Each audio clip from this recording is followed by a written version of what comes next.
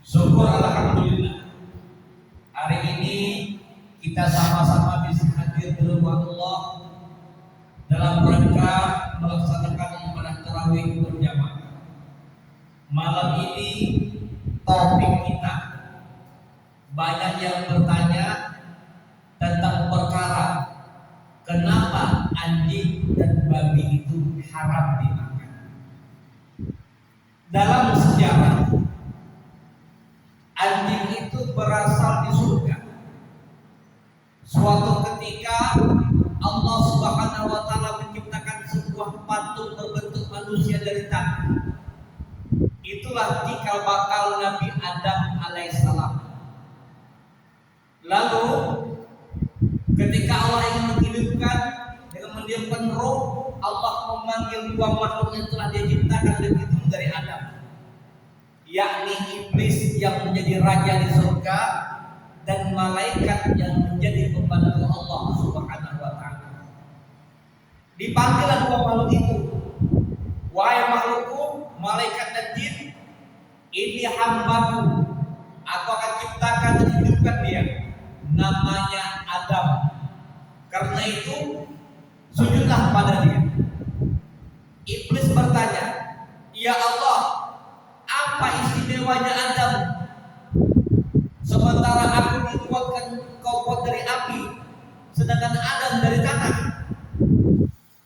Maka Allah mengatakan, istimewanya Adam, dia punya nafsu, dia punya akal, dan ilmunya melebihi dari kalian semua.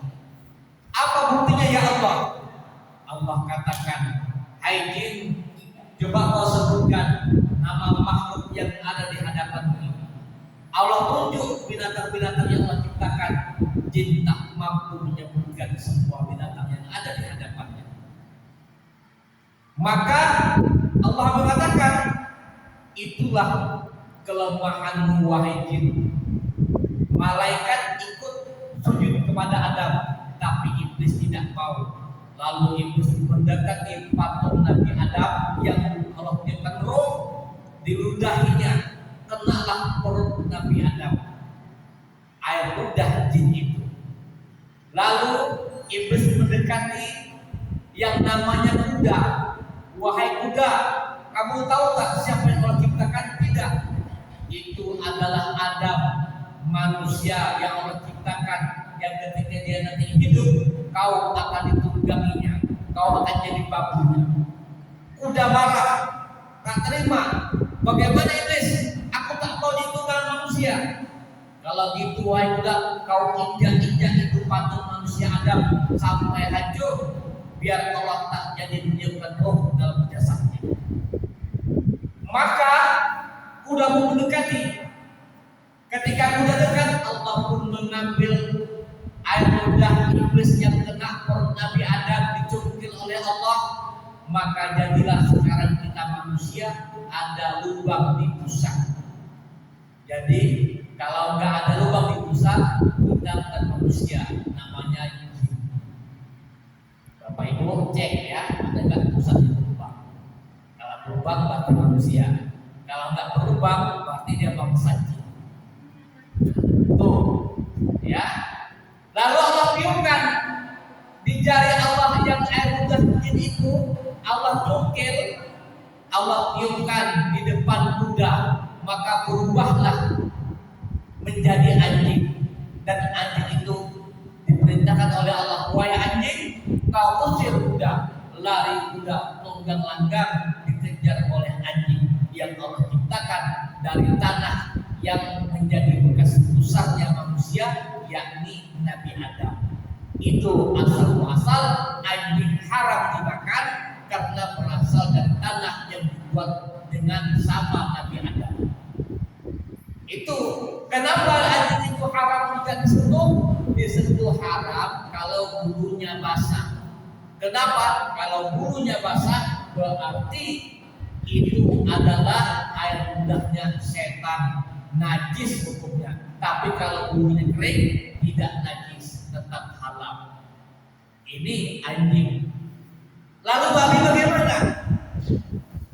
Kalau babi, dia haram itu asal muasalnya ketika zaman Nabi Nuh. Nabi Nuh alaihissalam ketika naik dalam kapal bersama binatang sepasang, apa amanatnya wahai binatangku? Selama kita dalam perahu tidak boleh ada yang kawin. Ternyata dalam perjalanan ada satu makhluk yang menelantarkan apa yang Nabi Nuh perintahkan, yaitu anjing. Anjing ini kawin dia, ketahuan sama kucing, disumpah kucing, lengket kau lengket biar orang tahu semua kalau kau kawin. Akhirnya anjing kawin itu lengket tak bisa lepas. Melaporlah sang kucing, wahai Nabi Nuh, anjing kawin. Nabi Nuh menangkap anjing sedang kawin, anjing kena marah. Selesai marah, anjing itu bersumpah, ya Allah, kami dizalimi sama kucing, ya Allah. Kalau nanti kucing kawin, ya Allah, biar semua tahu dia kawin dalam keadaan fisik bertengkar, ya Allah. Makanya sampai sekarang kucing itu bertengkar kalau mau kawin fisik. Nah, ini sejarahnya. Anjing sama kucing itu bertengkar. Ketahuan ketika kucing kawin, ketahuan. Akhirnya semua binatang yang ada di kapal Nabi Nuh merasa tidak adil, mereka semua kawin. Akhirnya beranak pinaklah di dalam kapal Nabi Nuh. Nah, akhirnya mereka main kawin-kawinan di atas kapal Nabi Nuh. Beranak pinak, banyak kotoran, penuh kapal Nabi Nuh, tak ada yang tukang buang. Maka Nabi Nuh bermunajat sama Allah, ya Allah, kapalku ini ya Allah sudah penuh dengan kotoran najis, ya Allah. Bantulah hambamu, ya Allah, tak sanggup lagi hambamu ini, ya Allah, membuangnya, ya Allah. Apa kata Allah? Hai Nuh, kau pukul pantat gajah. Ketika Allah pukul, Nabi Nuh pukul atas perintah Allah pantat gajah, keluarlah 2 ekor babi. Lalu Allah perintahkan, wahai babi, makan semua kotoran yang ada di kapal Nabi Nuh sampai bersih. Akhirnya babi itu membersihkan kapal Nabi Nuh dengan memakan semua kotoran binatang yang ada di kapal Nabi Nuh. Itulah asal-muasal babi itu haram dimakan karena makanannya perkara najis. Nah, ini asal-muasalnya.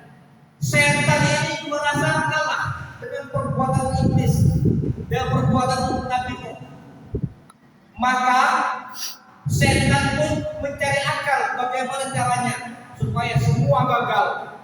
Akhirnya dicarinya babi, diusapnya ekor babi. Dia nengok si Nabi Nuh memukul pantat gajah sambil mengusap ekornya, lalu iblis pun mengusap ekor babi dan memukul pantat babi. Akhirnya keluarlah tikus. Apa kata iblis? Hai tikus, kau makan semua kayu-kayu yang ada di kapal ini. Habislah dimakan oleh tikus sampai putus-putus, bahkan ada kapal Nabi Nuh yang bocor dimakan tikus. Nabi Nuh minta sama Allah, ya Allah, tolong hambamu, ya Allah, ada lagi makhluk yang lebih tak kenal sekarang datang di kapal ini, ya Allah. Itu pekerjaan iblis, kata Allah. Wahai Nabi Nuh, kau carilah harimau, kau rusak pantatnya, kau rusak ekornya, pukul pantatnya. Akhirnya keluarlah kucing. Nah, ketika kucing keluar dari pantat singa atau harimau, maka kucing itu diperintahkan oleh Allah untuk memakan tikus. Itulah terjadi, tikus dan kucing saling bermusuhan karena tikus menjadi makanan kucing. Inilah gambaran sejarah binatang. Kenapa babi itu haram dimakan dan anjing itu haram dimakan. Kaum muslimin wal muslimat rahimakumullah. Semoga kisah ini memberi inspirasi kepada kita agar kita tidak mudah berburuk sangka kalau babi itu memang haram dimakan, tapi kita tidak tahu apa alasannya.